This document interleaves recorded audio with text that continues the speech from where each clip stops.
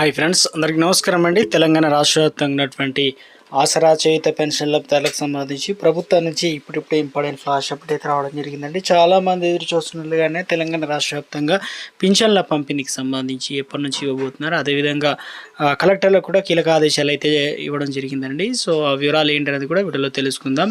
పెంపు అనేది ఎప్పటి నుంచి చేయబోతున్నారు, కొత్త పెన్షన్లు ఎప్పటి నుంచి ఇవ్వబోతున్నారు, ఎవరికి ప్రాధాన్యత, వివరాలన్నీ కూడా వీడియోలో తెలుసుకునే ప్రయత్నం చేద్దామండి. సో వీడియోని చివరి వరకు చూడండి, అర్థమవుతుందన్నమాట.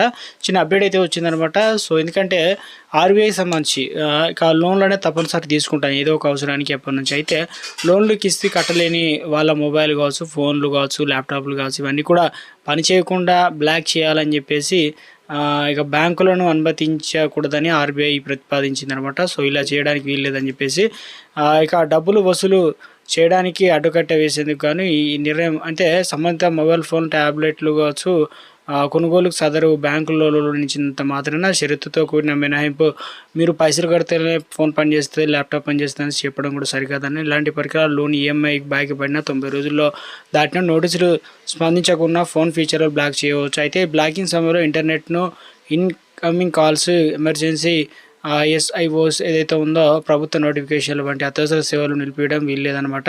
సో వినియోగదారుడు బకాయిలు చెల్లించిన గంటలోపే ఫోన్ లాక్ తెరవించవచ్చు. అయితే ఆలస్యం అయితే గంటకు 250 రూపాయలు చొప్పున కస్టమర్కు పరిహారం చెల్లించాలి.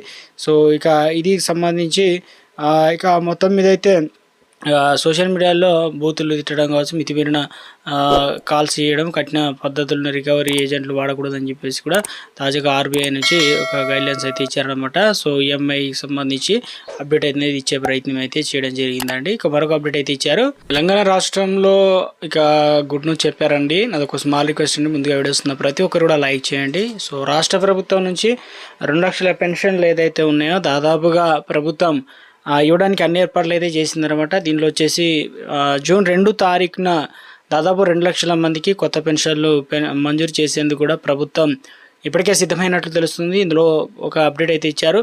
సో ముందుగా రాష్ట్ర వ్యాప్తంగా అందరికీ ఒకేసారి కాకుండా జిల్లాల వారీగా అర్హుల జాబితాలు ఎవరైతే ఉన్నారో ఏంటన్నది కూడా జాబితా సిద్ధం చేయాలని చెప్పేసి ఆయా కలెక్టర్లకు ఆదేశాలు అయితే జారీ చేసిందనమాట.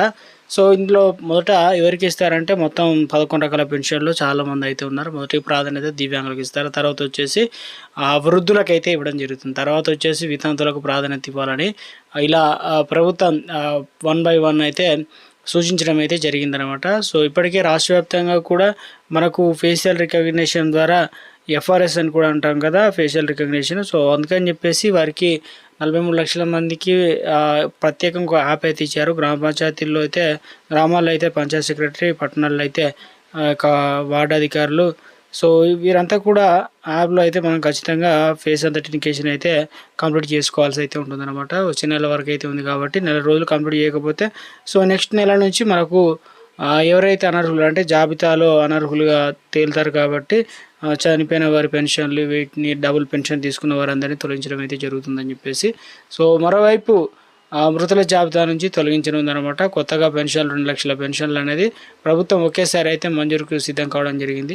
సో పెన్షన్లకు సంబంధించిన పంపిణీ టైం అనేది కావడం జరిగింది. ఎందుకంటే రాష్ట్ర వ్యాప్తంగా కూడా ప్రతి నెల మనకి ఏం చేస్తున్నారంటే నెల 4వ వారం నుంచి అయితే అందజేస్తారు కాబట్టి, సో రాష్ట్ర వ్యాప్తంగా కూడా ఈ నెల 23 నుంచి అయితే పెన్షన్ల పంపిణీ అనేది చేయనున్నట్లు ఒక అప్డేట్ అయితే రావడం జరిగిందండి.